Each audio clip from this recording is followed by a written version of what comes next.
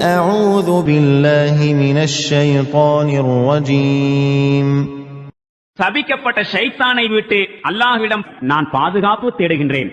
إن الله يدخل الذين آمنوا وعملوا الصالحات جنات تجري من تحتها الأنهار والذين كفروا يتمتعون ويأكلون كما تأكل الأنعام والنار مثوى لهم.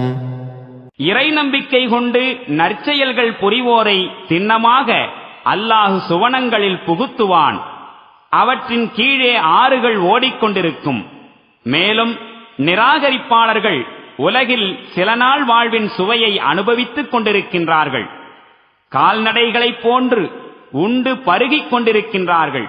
மேலும் அவர்கள் இறுதியில் சென்றடையும் இடம் நரகமாகும்.